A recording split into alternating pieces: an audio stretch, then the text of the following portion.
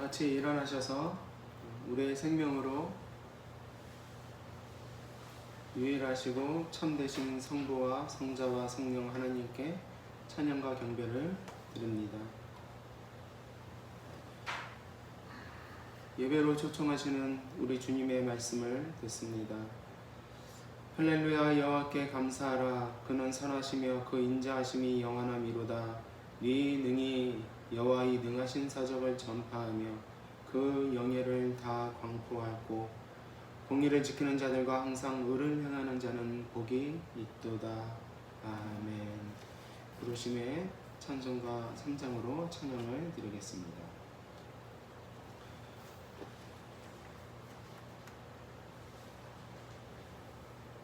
성부 첫 음정 좀 잡아주셔서 성자와 성령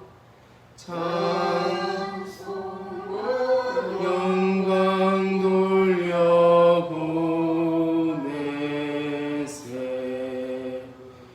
애초로 지금까지 또 영원 무궁토록 성삼위께 영광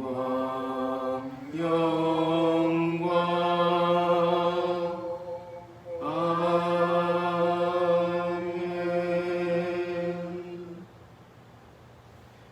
자리에 앉으시겠습니다. 출애굽기 20장의 십계명을 읽겠습니다.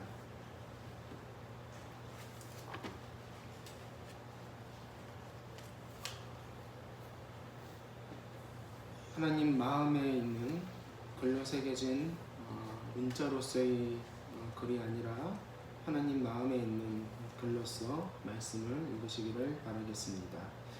출애굽기 20장 2절서부터 읽도록 하겠습니다. 나는 너를 애굽 땅 종되었던 집에서 인도해낸 내 하나님 여호와니라. 너는 나 외에는 다른 신들을 내게 두지 말라. 너를 위하여 새긴 우상을 만들지 말고 또 위로 하늘에 있는 것이나 아래로 땅에 있는 것이나 땅 아래 물속에 있는 것의 어떤 형상도 만들지 말며 그것들에게 절하지 말며 그것들을 섬기지 말라. 나 내 하나님 여호와는 질투하는 하나님인즉 나를 미워하는 자의 죄를 갚되 아버지로부터 아들에게로 3세대까지 이르게 하거니와 나를 사랑하고 내 계명을 지키는 자에게는 천대까지 은혜를 베푸느니라. 너는 내 하나님 여호와의 이름을 망령되게 부르지 말라. 여호와는 그의 이름을 망령되게 부르는 자를 죄 없다 하지 아니하리라. 안식일을 기억하여 거룩하게 지키라. 엿새 동안은 힘써 내 모든 일을 행할 것이나 일곱째 날은 내 하나님 여호와의 안식일인즉 너나 내 아들이나 내 딸이나 내 남종이나 내 여종이나 내 가축이나 내 문 안에 머무는 객이라도 아무 일도 하지 말라. 이는 엿새 동안에 나 여호와가 하늘과 땅과 바다와 그 가운데 모든 것을 만들고 일곱째 날에 쉬었음이라. 그러므로 나 여호와가 안식일을 복되게 하여 그 날을 거룩하게 하였느니라. 내 부모를 존경하라. 그리하면 내 하나님 여호와가 내게 준 땅에서 내 생명이 길리라. 살인하지 말라. 간음하지 말라. 도둑질하지 말라. 내 이웃에 대하여 거짓 증거하지 말라. 내 이웃의 집을 탐내지 말라. 내 이웃의 아내나 그의 남종이나 그의 여종이나 그의 소나 그의 낙이나 무릇 내 이웃의 소유를 탐내지 말라. 아멘. 말씀에 비추어서 회개하는 시간을 갖습니다. 각자 하나님께 나아가는 시간을 갖겠습니다. 기도하십시오.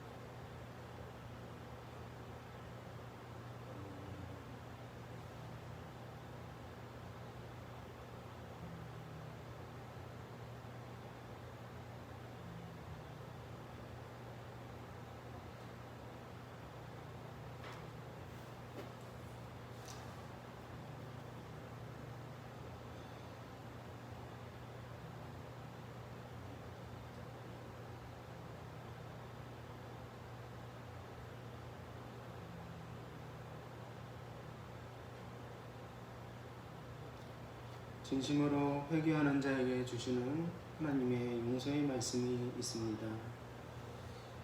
동이 서에서 먼 것 같이 우리 죄가를 우리에게서 멀리 옮기셨으며 아비가 자식을 불쌍히 여긴같이 여호와께서 자기를 경외하는 자를 불쌍히 여기시나니 이는 저가 우리의 체질을 아시며 우리가 진토임을 기억하심이로다.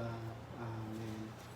사도신경으로 우리의 신앙을 고백하겠습니다. 전능하사 천지를 만드신 하나님 아버지를 내가 믿사오며 그 외아들 우리 주 예수 그리스도를 믿사오니 이는 성령으로 잉태하사 동정녀 마리아에게 나시고 본디오 빌라도에게 고난을 받으사 십자가에 못 박혀 죽으시고 장사한 지 사흘 만에 죽은 자 가운데서 다시 살아나시며 하늘에 오르사 전능하신 하느님 우편에 앉아 계시다가 저로로서 산자와 죽은 자를 심판하러 오시리라. 성령을 믿사오며 거룩한 공예와 성도가 서로 교통하는 것과 죄를 사하여 주시는 것과 몸이 다 사는 것과 영원히 사는 것을 믿사옵나이다. 아멘. 기도드리겠습니다.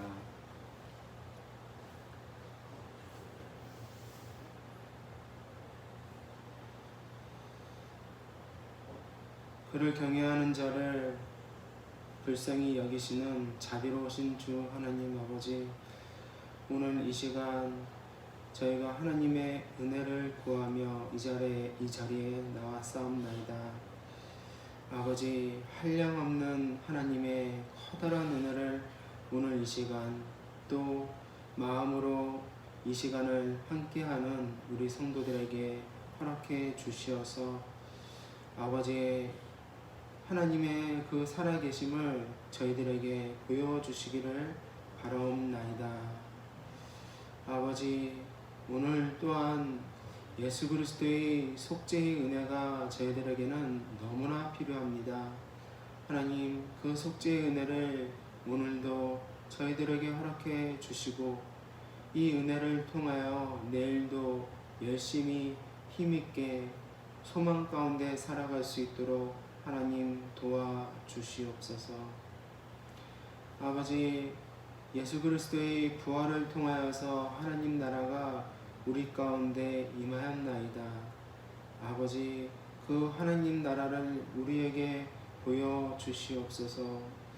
영적으로 보이지 않는 그 나라이지만 하나님, 우리가 소망하옵나이다. 우리가 그 나라에 있고 우리 주 예수 그리스도께서 왕권을 가지시고 우리를 그리고 모든 민족과 세상을 통치하시는 줄 아나이다. 아버지여, 우리의 본분과 정체성을 그 하나님 나라에서 찾을 수 있도록 도와주시고 그리고 특별히 요즘과 같이 어려운 시기에 우리 교회가 하나님의 참된 성도들이 이 시간 가운데 무엇을 해야 할지 잘 알 수 있게 해주시고 또 거짓과 거짓 교사들이 판을 치는 시대입니다. 또 앞으로 이런 거짓 교사들은 더욱더 확연하게 드러날 줄로 아나이다. 아버지, 우리 가운데 있던 거짓들이 이 어려움들을 통하여서 드러나고 보여지는 것은 하나님의 어떠한 지혜가 있음을 깨닫게 되나이다. 아버지, 우리가 볼 수 없는 것들을 하나님 보게 해 주시고 그리고 그 거짓과 거짓 교사들로부터 참된 교회를 참된 성도를 지켜 주시옵소서. 아버지, 세상이 그리고 인간의 역사가 어떠한 방향으로 흘러가나이까 끝을 향하여 달려가고 있는 줄 아나이다. 종말은 이미 시작되었고 그리고 예수 그리스도께서는 그 죽음과 부활을 통하여서 모든 것을 이루신 줄 아나이다. 아버지, 이 마지막 때에 하나님, 세상은 더욱더 악해지겠고 우리는 더욱더 경건에 그리고 성화에 힘을 써야 하겠나이다. 아버지, 세상은 썩음과 허무함으로 돌아가고 있나이다. 그 썩음과 허무함 가운데 우리는 생명을 찾아야 하겠고, 더욱더 활력 있게 생명력 있게 하나님을 찾으며 하나님과의 교제에 힘을 써야 하겠나이다. 우리에게 주신 도구를 잘 사용하여서 게으르지 않고 또 참되게 이 말씀들을 우리가 잘 사용하여서 우리 내면을 들여다보고 또 우리 내면 안에서 자라고 있는 하나님의 형상을 온전히 이루어갈 수 있도록, 그 거룩을 온전히 이루어갈 수 있도록 우리를 도와주시옵소서. 오늘 드릴 말씀처럼 하나님, 우리는 무엇을 구해야 할지 마땅히 구해야 할 바를 알지 못하나이다. 그것을 우리 성령님께서는 안타까워하시며 탄식 가운데 우리를 위하여 간구한다 하셨나이다. 그리고 성부 하나님께서는 우리 성령 하나님의 마음을 아시고 그 생각을 잘 아시어서 또 성령님의 간구하는 대로 그 뜻을 이루어가는 줄 아나이다. 어떻게 우리가 삼위 하나님과의 이 놀라운 일에 참여할 수 있겠나이까? 그것은 오직 우리 주 예수 그리스도께서 하신 그 일을 통하여서 그것이 근거가 되어 삼위 하나님과의 교제 가운데 들어감을 믿사옵나이다. 하나님, 이 귀한 교제를 우리가 정말로 소중하게 여겨서 우리 삶 가운데 우리가 어디에 있든지 간에 삼위 하나님의 그 교제 가운데 늘 살아갈 수 있도록 도와주시옵소서.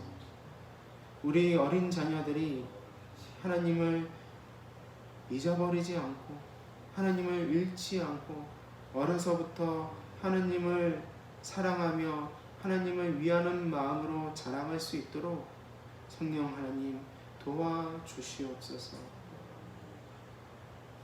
우리 새벽별 교회에 필요한 것들을 우리 주님께서 잘 아시오니 주여 부족한 것들을 채워주시고 하나님 나라의 뜻과 공의로서 이 교회가 빛과 소금의 본분을 잘 감당할 수 있도록 도와주시옵소서.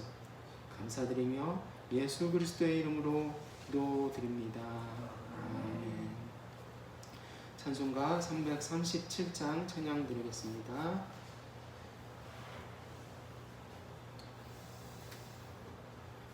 내 모든 시험 무거운 짐을 주 예수 앞에 아뢰이며 근심에 쌓인 날 돌아보사 내 근심 모두 맡으시네.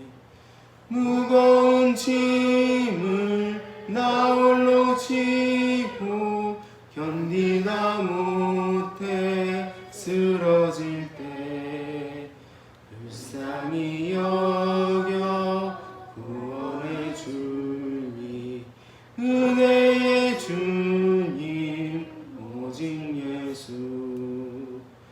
내 모든 괴로움 닥치는 날라 주 예수 앞에 아뢰이며 주께서 친히 날 구해주사 넓으신 사랑 베푸시네.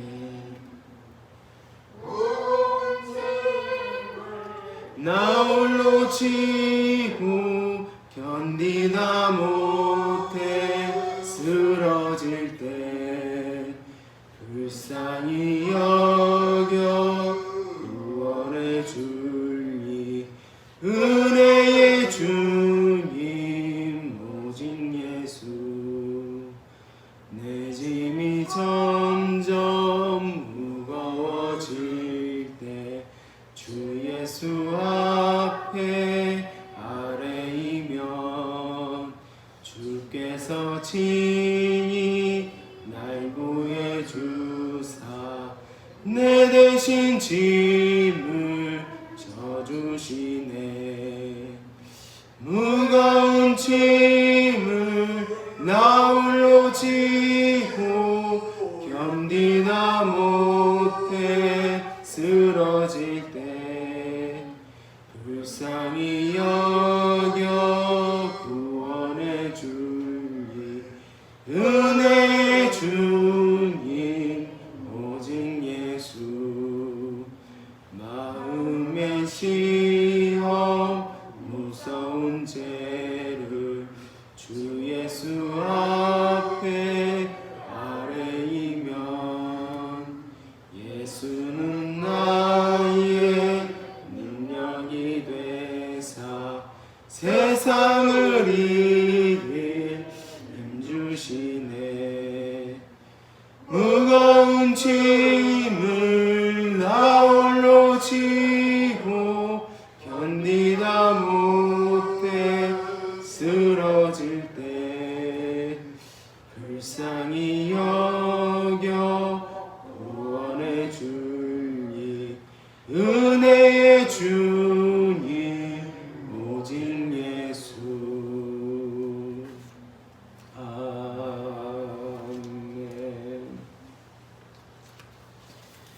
오늘 읽으실 말씀은 로마서 8장 26절에서부터 30절의 말씀입니다.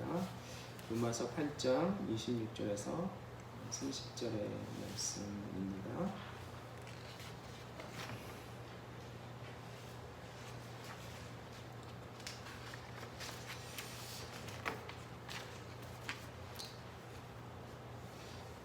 읽겠습니다. 이와 같이 성령도 우리의 연약함을 도우시나니 우리는 마땅히 기도할 바를 알지 못하나 오직 성령이 말할 수 없는 탄식으로 우리를 위하여 친히 간구하시느니라. 마음을 살피시는 이가 성령의 생각을 아시나니 이는 성령이 하나님의 뜻대로 성도를 위하여 간구하심이니라. 우리가 알거니와 하나님을 사랑하는 자 곧 그의 뜻대로 부르심을 입은 자들에게는 모든 것이 협력하여 선을 이루느니라. 하나님이 미리 아신 자들을 또한 그 아들의 형상을 본받게 하기 위하여 미리 정하셨으니 이는 그로 많은 형제 중에서 맏아들이 되게 하려 하심이니라. 또 미리 정하신 그들을 또한 부르시고 부르신 그들을 또한 의롭다 하시고 의롭다 하신 그들을 또한 영화롭게 하셨느니라. 아멘. 네. 이제 오늘 주된 말씀은 28절인데요. 부르심을 입은 자들에게 그의 뜻대로 부르심을 입은 자들에게는 모든 것이 협력하여 선을 이루느니라. 여기서 모든 것은 무엇이겠습니까? 그리고 선은 무엇이겠습니까? 그것을 오늘 말씀을 드리려 합니다. 26절에서 보시면 바울이 지적한 대로 우리의 연약함이란 다른 무엇이 아닙니다. 마땅히 기도해야 할 것이 있는데 그것을 기도하지 못하는 연약함이라는 것입니다. 당연히 기도해야 하는데 그것을 기도하지 못한다. 그렇기 때문에 그것이 연약함이다 라고 합니다. 우리가 알지 못하는 그런 것이 아닙니다. 우리가 마땅히 기도해야 함에도 라는 것은 우리가 안다라는 것이죠. 우리가 알면서도 마땅히 기도해야 함에도 우리 기도의 우선순위에서 밀려있던지 아니면 게으름으로 기도하지 못하던지 간에 마땅히 우리가 구해야 할 것이 있단 말입니다. 그런데 우리는 연약하기 때문에 그것을 구하지 못하고 그래서 성령님께서 그것을 대신하여 구하신다라는 겁니다. 어떻게요? 말할 수 없는 탄식으로 우리 성령께서 우리 각자 성도 개인들의 구할 바를 구하신다라는 것입니다. 말할 수 없는 탄식으로. 그런데 이 말씀을 어떤 사람들은 이런 식으로 오해해서 생각을 할 수도 있습니다. 성령께서 나의 입을 통해서 기도하게 하신다라는 것입니다. 어떤 사람들은 이 말할 수 없는 탄식이 방언이라고 말을 하기도 하고, 그리고 어떤 사람은 뜨겁게 기도하는 것이 성령의 탄식이라고 합니다.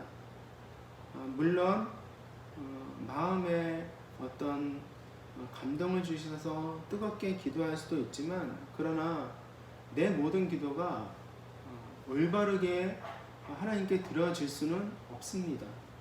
왜냐하면 우리 자체가 부패해 있고 타락해 있고 연약하기 때문에 그렇습니다. 그리고 문자적으로 봤을 때도 이 말할 수 없는 탄식에 해당되는 이 말할 수 없는 이라는 단어는 원어를 살피면 무언의 탄식이라는 것입니다. 무언의 탄식. 정말 말이 없는 것입니다. 방언이든 뜨거운 기도든 어쨌든 소리를 냅니다. 그러나 바울은 여기서 그러한 기도가 아니라 성령께서 하시는 탄식은 무언의 기도다라고 이야기를 합니다. 사람이 입으로 내는 기도가 아니라는 말입니다.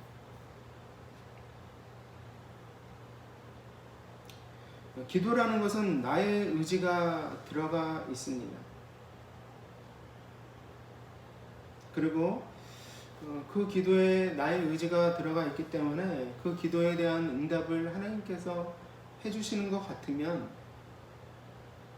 내 의지가 하는 일인 것처럼 그렇게 생각을 할 수도 있습니다. 그런데 성령께서 우리의 연약함을 아시고 마땅히 구할 바를 구하지 못하는 우리의 연약함을 아셔서 그렇게 말할 수 없는 탄식으로 드리는 간구는 1차적으로 나의 뜻과 나의 의지가 배제된 하나님의 뜻이 이루어지기를 간구하는 기도라 할 수가 있습니다.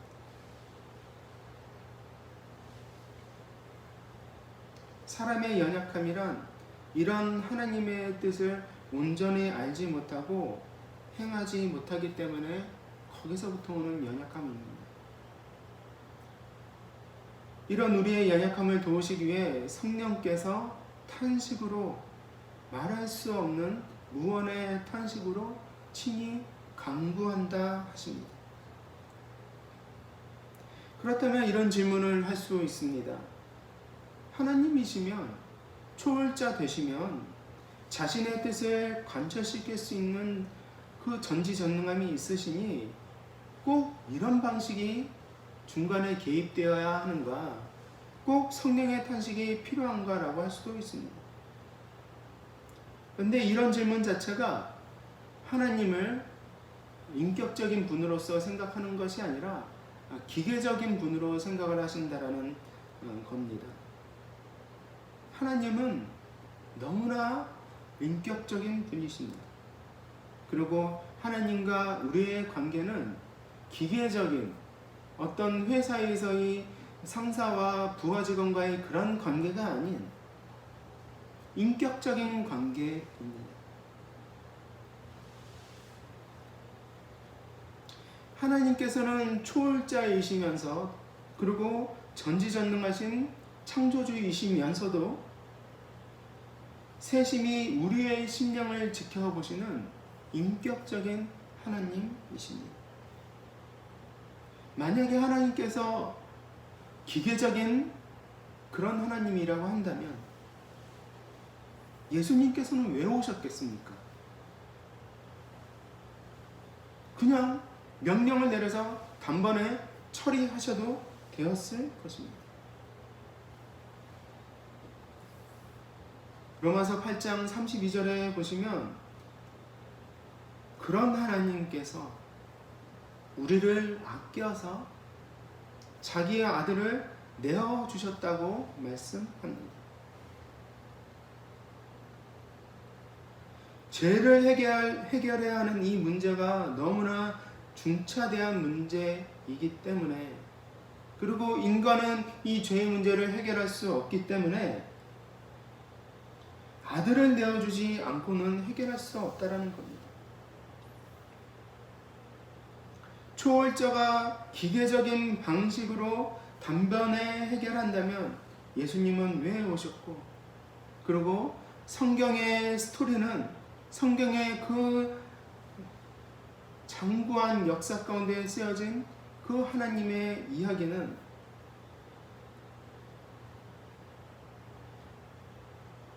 그저 딱딱한 박사 논문이나 되는 그런 글처럼 어떤 감정도 느껴지지 않는 그런 글이 되고 말았을 것입니다. 성령께서 친히 강구하신다 합니다. 친이라는 말을 생각해 보십시오. 바울은 친이라는 말을 굳이 거기에 집어넣습니다. 이런 단어들을 볼 때마다 바울은 참 대단한 사람이다 라는 생각을 합니다. 우리는 쓰여진 글로서 이 성경을 읽지만, 그리고 그 글로서 하나님에 관한 지식은 얻지만, 바울은 어떤 상황 속에서 어떤 경험을 통하여서 이것을 말하고 있을까? 앞절에서 피조개가 탄식하고 있다라는 점이나, 또 그 앞에서 장차 우리에게 나타날 영광의 크기가 얼마나 큰지에 대해서 말하고 있는 점이나, 바울은 우리가 있는 것 그 이상의 커다란 경험을 했으리라 생각이 듭니다. 그런 바울이 성령께서 친히 우리를 위해 간구하신다 합니다. 여러분, 우리가 무엇이 간데 성령 하나님께서 친히 우리를 위해 탄식하신다는 말입니까? 우리가 무엇이 간데 성령 하나님께서 우리 개인, 우리와 그리고 나와 여러분 같은 연약한 자들을 위해서 간구하신다는 말입니까? 창세기 6장은 노아 홍수의 원인이 되는 배경에 대해서 설명을 합니다. 거기를 보시면 하나님의 아들들이 범죄함으로 성령께서 사람과 함께 하지 않으신다 하십니다. 그리고 바울은 8장 19절에서 피조물들이 하나님의 아들들이 나타나는 것을 고대한다 라고 말씀을 합니다. 바울은 창세기 6장의 말씀을 염두에 두고 로마서 8장 19절을 쓰고 있습니다. 성령님께서 떠나셔서 이 땅 가운데 계시지 않았던 시기가 있단 말입니다. 그런데 한번 생각해 보시겠습니다. 성령 하나님이 하시는 일반적인 사역이 있습니다. 그 중에 하나는 피조개가 생명을 보존하는 일입니다. 육적인 생명을 보존하는 일입니다. 하찮은 식물이나 곤충이나 동물들조차도 성령 하나님의 일반적인 사역이 없으면 먼지로 돌아가고 말 것입니다. 그런데 성령께서 떠나셨다라는 말씀은 이러한 육적인 생명을 보존하는 그런 일반적인 의미에서의 사역이 아니라 특별한 의미에서의 사역인 것입니다. 하나님 성령께서 떠나셨다? 그것은 하나님과의 교제, 우리가 계속해서 말씀드렸던 그 생명, 하나님과 교제를 누리는 그 생명, 그리고 그 생명력을 활력 있게 하는 그 일이 바로 성령 하나님의 특별한 사역이라는 것입니다. 물론 이스라엘 선지자 이스라엘과 그리고 특별한 선지자들에게 성령님의 그런 특별한 사역이 있었습니다. 다윗도 시편에서 그러한 예를 이야기합니다. 그렇지만 구약 이스라엘 전체가 계시의 역사라는 점을 우리가 생각을 해본다면 일반 이방 민족에게 복음이 전해지는 특별한 경우를 제외하고는 그 시간 동안 성령께서 떠나 계셨던 그 시간 동안 성령의 내주와 특별한 사역이 있었다고 말을 할 수는 없는 것입니다. 그렇게 모든 민족과 모든 인류는 성령님이 함께하지 못하시는 그 긴 시간을 노아 때부터 그 비참한 상황 속에서 지내야 했습니다. 하나님과의 단절이 일어났던 겁니다.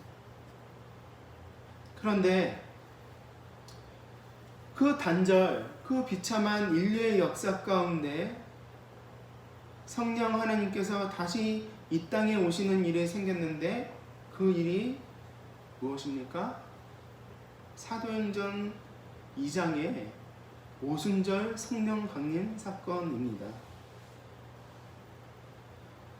성령께서 오순절날 오시는 그 사건은 왜 오순절날 오셔야 했겠습니까? 오순절은 추수를 시작하는 날 아닙니까? 그 사건은 하늘에서 뚝 하고 떨어지는 아무 이유 없이 일어난 사건이 아닙니다. 그것의 근거가 예수님의 죽음과 부활로 촉발된 것입니다. 그리고 우리는 바로 이 성령의 시대에 살고 있습니다. 바울이 지금 성령께서 우리를 위하여 탄식하고 계시다라는 이 말이 우리는 그저 무감각하게 읽을 수 있을지 모르겠지만 이것은 엄청난 사건입니다. 성령께서 우리를 위해 탄식하고 있다라는 이 사실이 과거 단절된 시기에는, 기간 동안에는 결코 일어날 수 없었던 그 일이 일어난 겁니다.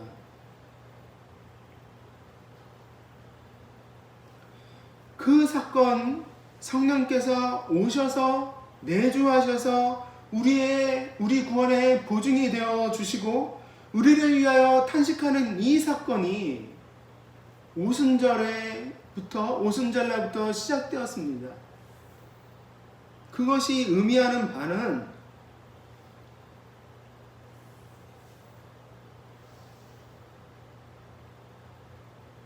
추수가 시작되었다는 것. 종말의 마지막 역사의 끝에 일어날 그 일이 지금 일어나서 지금의 성령께서 탄식하는 이 일이 종말을 가져온 사건이며 추수 때의 첫 열매를 하나님께 드리는 그 일이 구약에 있었던 것처럼 예수님은 부활의 첫 열매가 되셔서 이제부터 추수가 시작되었다는 것을 알림과 동시에 성령께서 그 일을 하시게 되었다는 겁니다. 그리고 바울은 로마서 8장에서 성령께서 하시는 이 일이 처음 익은 열매를 받은 일이라고 하는 것입니다. 왜 열매라는 단어를 썼을까요? 구약의 절기들을 생각을 하면서 이 특수한 용어를 사용을 한 겁니다. 성령께서 나의 연약함을 도우셔서 탄식하시는 그 일이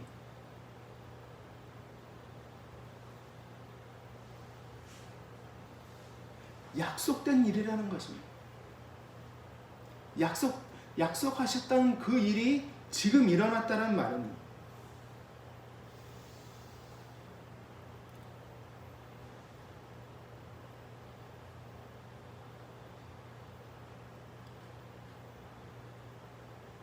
오늘 8장의 말씀에서 탄식을 하는 주자가 셋으로 나옵니다. 먼저 피조물이 탄식하고, 그리고 우리들이 탄식하고, 성령께서 탄식합니다.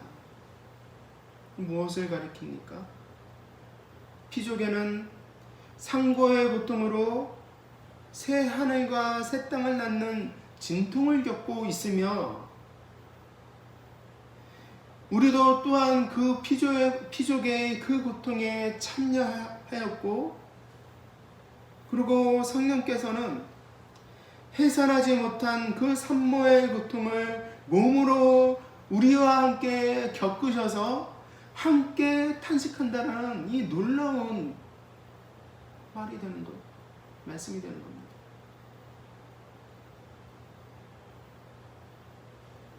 사람들의 죄로 말미암아 공식적으로 이 땅을 떠나셨던 성령님께서 우리의 죄성과 우리의 부패함, 연약함에도 불구하고 다시 떠나지 않는 이유는 무엇입니까? 그 근거가 예수 그리스도께서 부활하셨다라는 그 근거에 있는 겁니다. 그 성령께서 우리를 위해 탄식하시고 우리의 연약함을 도우십니다. 그리고 성부께서는 우리의 마음을 살피시고 성령께서 우리 안에서 무엇을 생각하시는지 아신다 했습니다. 여러분, 우리의 연약함을 위하여 누가 개입합니까? 삼위 하나님께서, 성부께서, 성자께서, 성령 삼위 하나님께서 우리의 구원을 위하여 돕고 계시다는 겁니다. 약속이 성취된 것입니다. 우리 주 예수 그리스도께서 자신을 내주시고 약속하셨던 것을 요구하셨는데 그것이 이루어진 겁니다.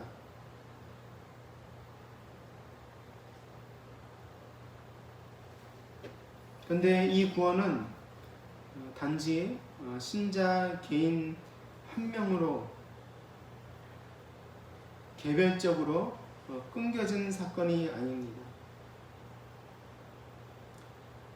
이 사건 자체가 성령께서 우리를 위하여 탄식하고 계시다라는 이 사건 자체가 모든 피조계를 포함하는 전 우주적인 것이며, 그리고 8장 28절 이후에 보시면 미리 아신 것이라 하여, 우리의 구원이 언제 계획되었습니까? 우리의 구원이 언제 예정되었습니까? 창세 전에 예정되었다라고 하여 현재의 우리의 구원의 시점을 창세 전으로 되돌립니다. 그래서 시간과 공간이 우리 구원에 엮여져 있는 놀라운 사실을 발견합니다. 단순히 우리의 구원은 나 개인의 구원으로서 끝나는 것이 아니라 피조계가 엮여져 있습니다. 그리고 모든 시간이 우리의 구원에 맞춰져 있습니다.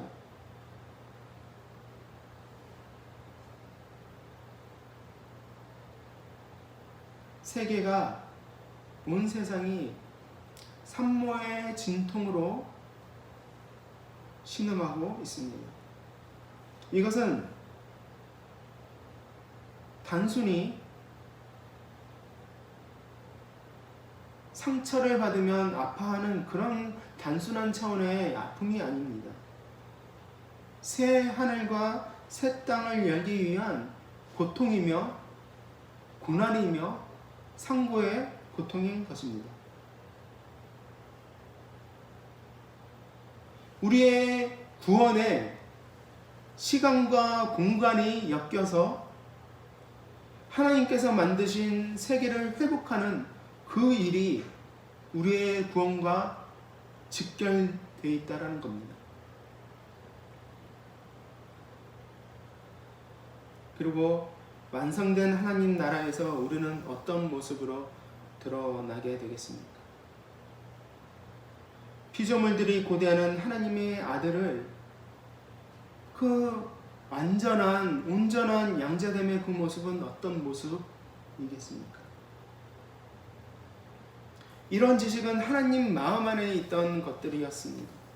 누가 어떻게 하나님 안에 있던 지식을 꺼내서 누구에게 보여준단 말입니까? 하나님의 비밀과 신비를 누가 감히 알 수 있단 말입니까? 그것을 성령님께서 하나님의 마음을 너무나 깊이 아시는 성령님께서 그 지식을 우리에게 전해 주십니다. 어떻게 보면 말씀을 무감각하게 읽는 것도 죄스러운 일인 것 같습니다. 왜 그렇습니까? 말씀을 읽는다는 것 자체가 하나님의 속을 들여다본다라는 말과도 같은 말이기 때문입니다.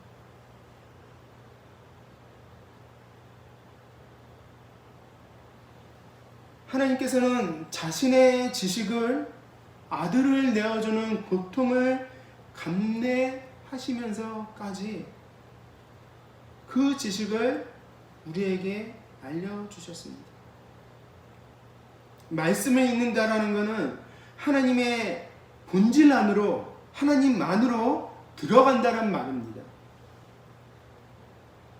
그래서 말씀이 은혜의 방편이요 하나님 교제의 수단이라는 것이 그래서 그런 의미인 겁니다.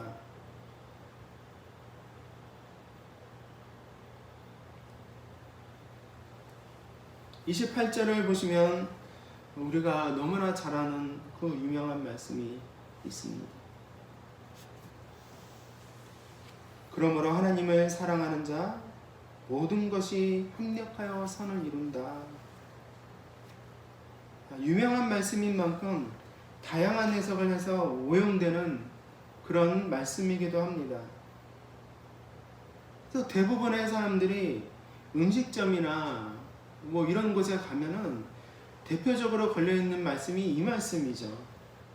신자는 모든 것이 잘되게 돼 있어. 또는 사업의 실패와 생활의 어려움으로 고통을 겪고 있는 동료들에게 위로의 차원에서 하는 말씀이기도 합니다. 물론 어느 정도 맞는 말인 것 같습니다. 그러나 한번 보십시오. 그 뜻대로 부르심을 입은 자들에게 모든 것이 합력한다라고 했습니다.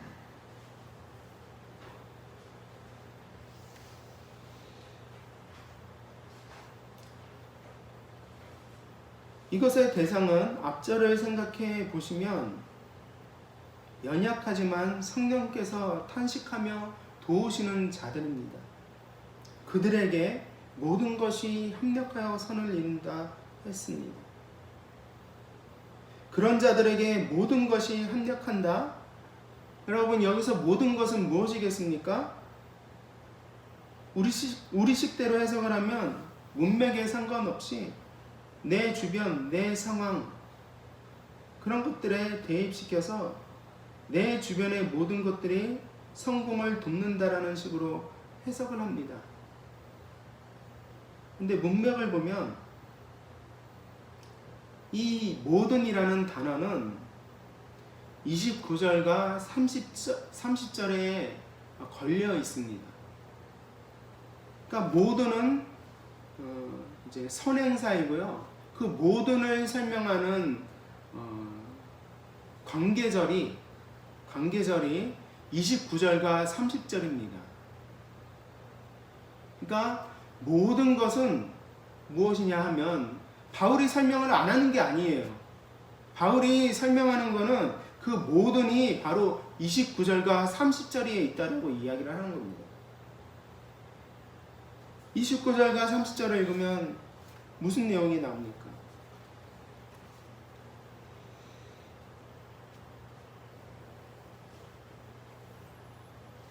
먼저 우리는 선을 이룰 만한 능력이 없다라는 것을 아셔야 됩니다. 그렇기 때문에 성령께서 말할 수 없는 탄식으로 우리를 위해 간구하십니다. 그리고 그것이 바로 모든 것이 합력하여 선을 이루도록 하는 성령의 기도의 내용입니다. 성령께서 기도하시는 그 내용이 무엇인가 하면 모든 것이 합력하여 선을 이루도록 하는 그것이 성령께서 탄식으로 기도하시는 내용이라는 겁니다. 아시겠습니까? 그러면 모든 것은 무엇이냐라고 했을 때 29절과 30절을 들여다보시면 읽으면 하나님이 미리 하신 자들을 또한 그 아들의 형상을 본받게 하기 위하여 미리 정하셨으니 이는 그로 많은 형제 중에서 맏아들이 되게 하려 하심이니라. 또 미리 정하신 그들을 또한 부르시고 부르신 자들을 또한 의롭다 하시고 의롭다 하신 그들을 영화롭게 하셨느니라. 이게 모든 것입니다.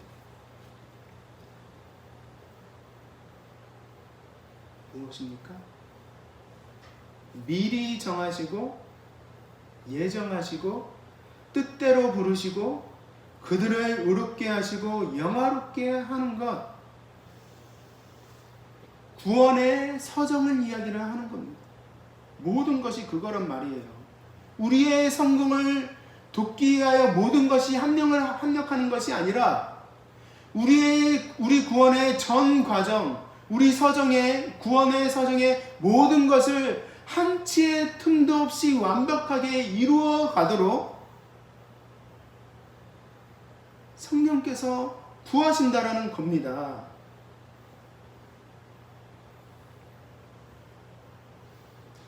이 문맥은 하나님의 아들이 드러나 피조물들의 양자됨을 고대한다라고 하는 그 성령님의 강구를 논하는 문맥 가운데 있는 겁니다. 양자됨을 고대하는 것입니다. 바울은 성도 한 인생의 구원의 과정, 구원의 서사가 온전히 이루어지도록 구하시는 이가 성령 하나님이시기에 우리의 구원은 한치의 틈도 없이 이루어질 것이며 우리의 거룩과 우리의 영화는 한치의 틈도 없이 완벽하게 이루어질 것이다라는 것을 고백을 하면서 그것에 대하여 하나님께 찬송을 드리는 것입니다.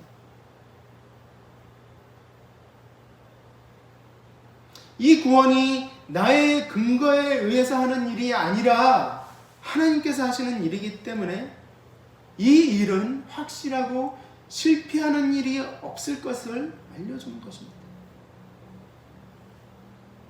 또 이렇게 생각을 할 수 있습니다. 이게 뭐 대수냐? 또 뻔한 이야기한다 이렇게 이야기를 하는 사람도 있습니다. 그렇지만 여러분 생각해 보십시오. 사람과의 일반적인 관계에서 찾아봐도 그렇습니다. 여러분 인생에서 친구 한 명 사귀기가 어디 쉽습니까? 소중한 멘토 하나 만나기가 쉬운 일입니까? 그리고 취업하고 성인이 돼서 일적인 관계 외에 사적인 대화를 나눌 만한 친구가 과연 몇이나 됩니까? 그리고 우리가 경험해보지 못한 그런 커다란 성공을 거둔 사람들이 뻔한 이야기를 합니다. 뻔한 이야기를 합니다. 기자가 성공의 법칙을 물으면 뭐라고 이야기하는지 아십니까? 다른 거 아닙니다. 뻔한 이야기합니다. 좋은 사람들 만났다라는 겁니다. 좋은 친구들 만나고 좋은 멘토 만났다라는 뻔한 이야기 합니다. 왜 우리는 성경을 읽을 때 뻔한 세상에 그런 성공한 사람들의 뻔한 이야기에는 귀를 기울이면서 하나님께서 자신의 신적인 본질을 알려주시는 이 말씀을 읽을 때 우리는 왜 아무 감동이 없습니까?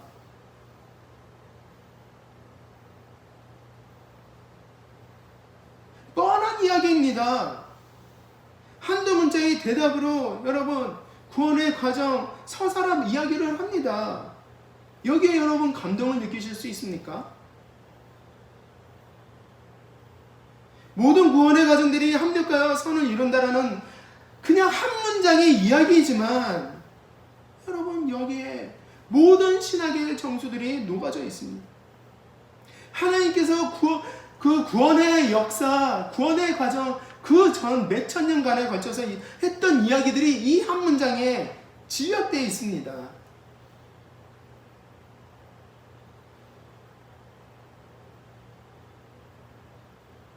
그리고 이 구원의 서사가 결국에는 합력하여 모든 것이 합력하여 그 구원의 서사가 합력하여 선을 이룬답니다. 여러분 그 선은 무엇입니까?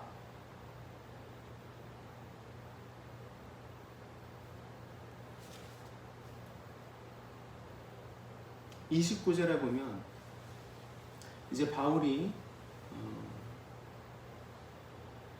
미리 아심, 그리고 예정, 그리고 칭의, 영화 이런 것들에 대해서 이야기를 하면서 특별히 설명을 덧붙이는 데가 있습니다. 무엇인가 하면 29절에 보시면 미리 정하셨다, 예정하셨다라는 겁니다. 근데 그 예정은 무엇으로 예정을 하셨냐 하면 그 아들의 형상을 본받게 하기 위하여 예정하셨다라고 이야기를 합니다. 미리 하심, 그리고 영화 이런 것들에 대한 것에는 다른 것을 설명을 하지 않는데 이 예정에 대해서만 꼭 이 말을 붙입니다.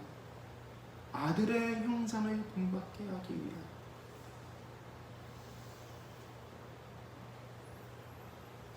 여러분 하나님의 형상을 본받는다라는 말이 얼마나 놀라운 말인지 아십니까? 베드로후서 1장 4절에 보시면은, 그리고 바울의 다른 빌립보서의 말씀을 살펴보지 않더라도 베드로후서 1장 4절의 말씀을 살펴보시면 하나님의 아들의 형상을 본받는 것, 그게 뭔가 하면 베드로후서 1장 4절에서는 우리말로 된 번역 성경에서는 신성한 성품에 참여하는 것이라 했습니다. 그런데요, 신성한 성품이라고 번역한 이 단어는 뒤로 후퇴한 단어입니다. 번역입니다. 더 직접적인 번역을 하면 뭔지 아십니까? 그냥 성품을 담는다 그런 차원이 아니라 신적 본질에 참여하는 거죠. 성품과 본질은 얼마나 커다란 차이가 있는 단어인지 아십니까? 신적 본질에 참여하는 것입니다. 감히 우리 피조물을 하나님의 자리에까지 올려놓는 겁니다.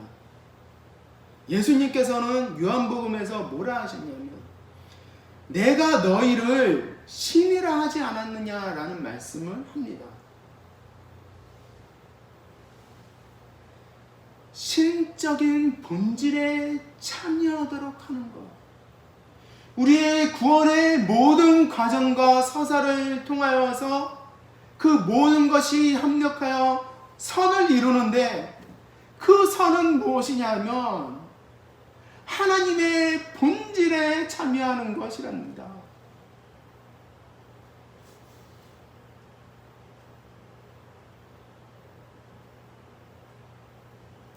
구원의 서사를 통하여서, 구원의 서정을 통하여서 이루어지는 것, 이 피조개가 상고의 고통을 겪고 그 상고의 고통 속에서 신자가 신음하며 고통과 고난을 겪을지라도 그 고난의 크기가 나중에 우리가 받게 될 그 영광에 비하면 너무나 한없이 초라하다라는 겁니다. 그 우리가 참여할 그 영광의 크기가 무엇이냐면 그것이 우리가 궁극적으로 이루게 될 그 선인데 그 선이 무엇인가 하면 하나님 본질에 참여하는 것입니다. 어떻게 해요? 그리스도와 연합하여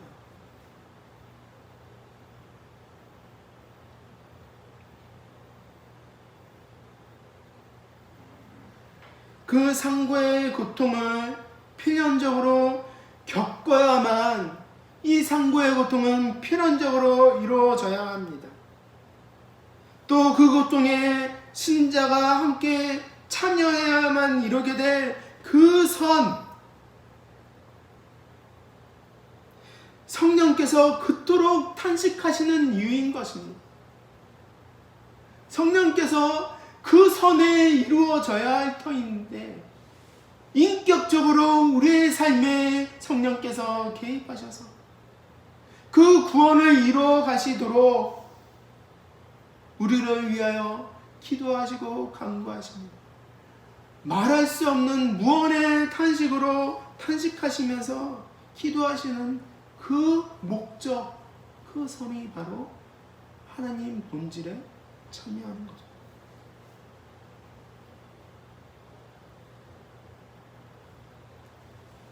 하나님 아들의 형상에 연합하는 것, 이것이 피조물들의 열망이며 우리의 소망입니다. 이것이 양자됨의 완성입니다. 바울은 갈라디아서에서 나의 사도권은 하나님이 주신 것이다, 사람들이 준 것이 아니다라고 했습니다. 왜 바울은 사도권을 그렇게 강조해야 했습니까? 성경의 정경화 때문에 그렇습니다. 이 주시는 말씀이, 지금 쓰고 있는 이 말씀이 내가 쓰는 글이 아니라 이 지식을 하늘로부터 가져와서 이 지식을 너에게 줘야 하기 때문에 이것에 대한 권위가 서야 된다. 그렇기 때문에 자신의 사도권은, 사도 바울의 사도권은 너무나 중요했던 것입니다. 이 지식이 사람으로부터 바울의 육적인 어려서부터 자라왔던 유대교와 헬라 그 철학으로부터 이 지식이 온 것이 아니라 이 지식은 하나님으로부터 왔다라는 겁니다. 우리가 성경을 읽습니다. 성경을 읽는다는 것, 하나님 마음을 들여다본다라는 말입니다. 여러분, 감히 하나님의 본질을 들여다볼 수 있는 것이 가능합니까? 하나님의 본성에 관한 지식을 우리가 머릿속으로 이해한다는 것이 가능한 일입니까? 그런데 하나님과 신자는 아버지와 아들의 관계입니다. 하나님의 육적인 아버지도, 하물며 육적인 아버지도 속마음을 아들에게 느꼈을 때 그 마음이 얼마나 기뻐하겠습니까? 하나님은 어떠하시겠습니까? 성경을, 하나님에 관한 지식을 우리에게 전해주셨다는 것, 바로 그것 아니겠습니까? 이 말씀을 그저 문자적인 기계적인 말씀으로 읽지 마시고 하나님의 마음을 느끼면서 생각을 하면서 읽어야 하겠습니다. 그리고 말씀을 읽을수록 우리는 무릎 꿇게 됩니다. 이 위대한 계시 앞에 무릎을 꿇는 겁니다. 하나님의 원대한 구원 계획을 보게 돼서 우리는 무릎을 꿇게 되는 겁니다. 하나님께서 우리를 얼마나 끔찍히 사랑하시는지, 우리의 구원이 얼마나 소중한지, 하나님께서 우리 연약하고 부족한 이런 피조물들을, 나와 같이 연약하고 타락한 자들을 감히 하나님의 보좌에까지 올리셔서 자신의 신적인 본질에 참여케 하신다는 겁니다. 우리를 들려 높이신다 했습니다. 우리 성령님께서 하나님의 깊은 내면을 들여다 보시듯이 우리가 성경을 읽을 때 그런 마음으로, 그리고 그런 영적인 경험을, 하나님 살아계심을, 말씀 속에 그 하나님이 생생하게 살아계시는 그러한 경험이 말씀을 읽을 때 여러분 가운데 있기를 소망하겠습니다. 기도드립니다. 아버지여, 우리의 연약함을 도와주시어서 우리의 구원을 위하여 탄식하시는, 우리의 거룩을 위하여 탄식하시는 성령님의 그 기도를, 그 탄식을 오늘 말씀을 통하여서 알게 되나이다. 주여, 우리가 무엇인가인데 감히 이 연약한 피조물이 신적인 본질에 참여토록 성령께서 그렇게 구하신다 하십니까? 주님, 우리를 긍휼히 여겨 주시어서 이 구원을 하찮게 생각지 않으며, 또 이 말씀을 하찮게 생각지 않으며, 우리의 구원을 우리가 생각을 할 때마다, 그리고 우리가 말씀을 읽을 때마다 하나님을 대면하듯이 그렇게 진지한 마음과 경외감을 가지고 말씀을 대하도록 도와주시옵소서. 성령께서 하시지 않으면 우리가 할 수 없나이다. 우리를 도와주시어서 이 어려운 시기에, 이 상고의 고통과 고난을 겪는 이 시기에 우리를 도와주시어서 온전히 하나님의 형상 이루도록 도와주시옵소서. 예수 그리스도의 이름으로 기도드립니다. 아멘. 211장 찬양 드리면서 준비하신 예물을 하나님께 드리겠습니다. 비싼 양유를 주께 드리, 막달라 마리아 본받아서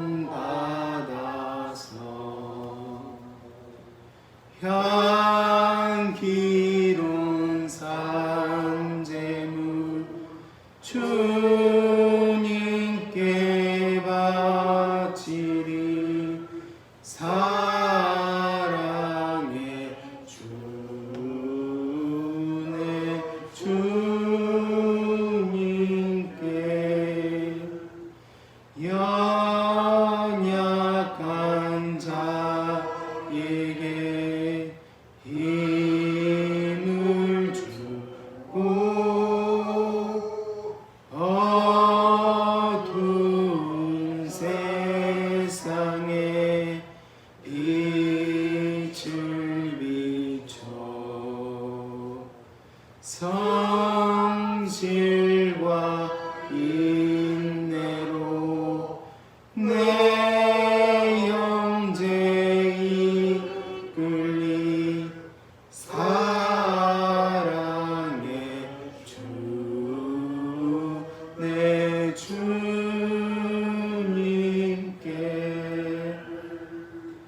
두려운 마음에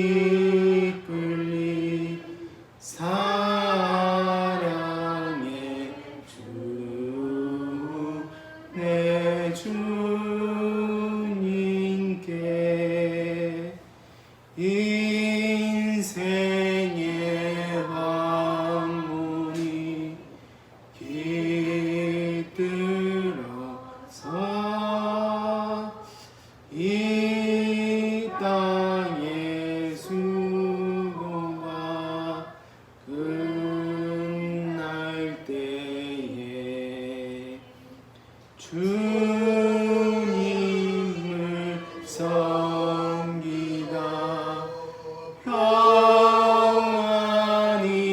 가리라.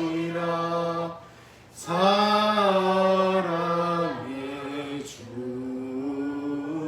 내 주님께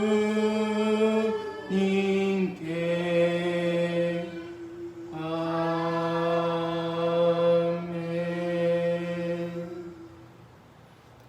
기도하겠습니다.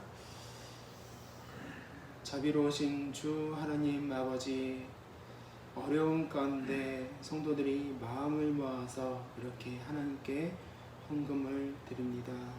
주님, 물질의 양의 크기가 무엇이 중요하겠습니까? 아버지, 우리의 마음이 중요한 줄 아나이다.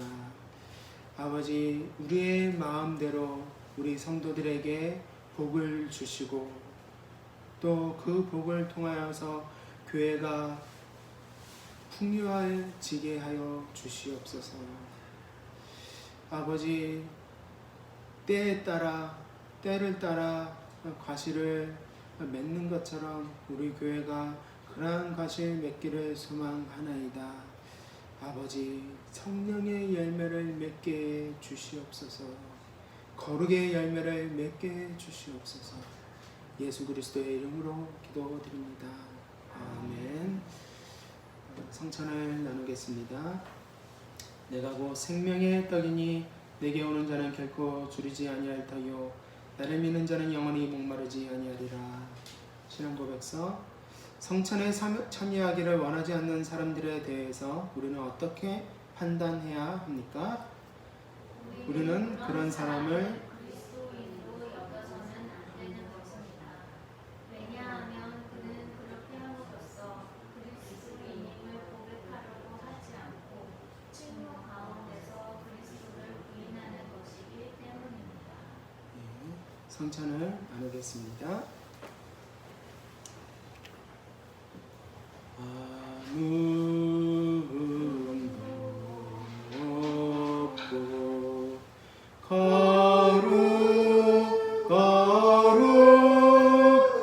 거룩하신 주 하나님,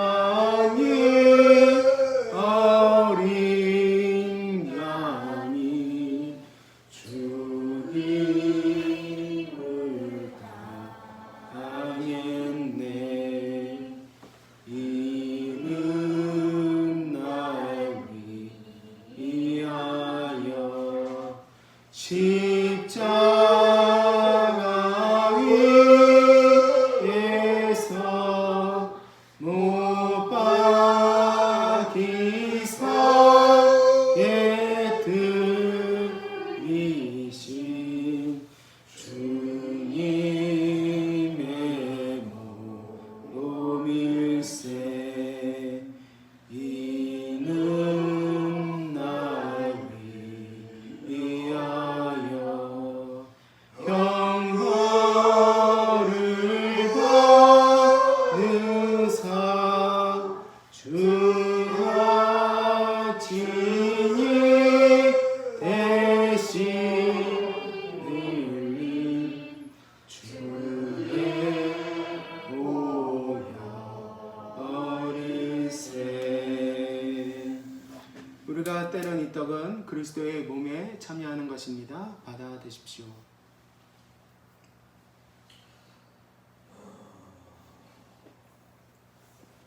우리의 죄를 위하여 그리스도께서 자신의 몸을 찢으셨습니다. 기억하고 믿으십시오. 이 잔은 그리스도의 피에 참여하는 잔입니다. 받아 드십시오.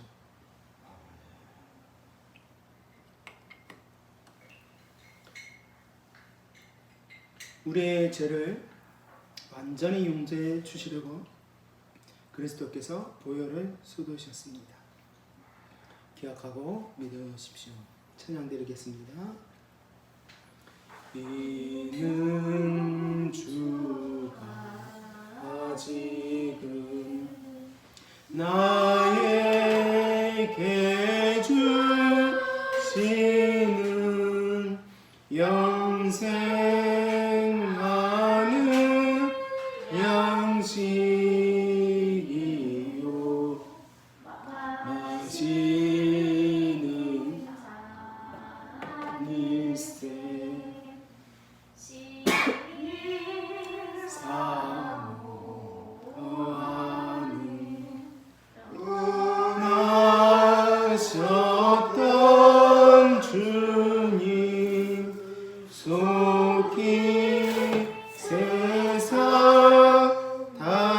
다시 올 때 반가이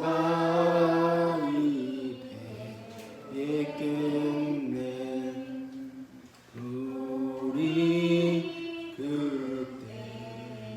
그때까지 십자가를 지고 주의 자비함과 은혜 널리 전하세. 기도드립니다. 주님, 성찬을 통하여서 우리가 온전히 선을 이룰 줄을 믿습니다. 성찬은 약속입니다. 하나님, 우리의 연약함을 아시고 성령님께서 우리의 선, 하나님의 신적인 본질에 참여하는 그 선을 이루도록 성령께서 간구하시는 줄 아나이다. 그러기에 이것이 온전히 이루어질 줄을 믿사오니 하나님, 우리에게 위로를 허락해 주시옵소서. 예수 그리스도의 이름으로 기도드립니다. 아멘. 주기도문 드리겠습니다. 하늘에 계신 우리 아버지여, 이름이 거룩히 여김을 받으시오며 나라의 임하옵시며 뜻이 하늘에서 이루어진 것 같이 땅에서도 이루어지이다. 오늘날 우리에게 일용할 양식을 주옵시고 우리가 우리에게 죄진 죄를 사하여 준 것 같이 우리 죄를 사하여 주옵시고 우리를 시험에 들게 하지 마옵시며 다만 악에서 구하옵소서. 대개 나라와 근세와 영광이 아버지께 영원히 있사옵나이다. 아멘. 하늘로부터 내려오는 복을 받도록 하겠습니다. 소망의 하나님이 모든 기쁨과 평강을 믿음 안에서 너희에게 충만케 하사 성령의 능력으로 소망이 넘치게 하시기를 원하노라. 아멘.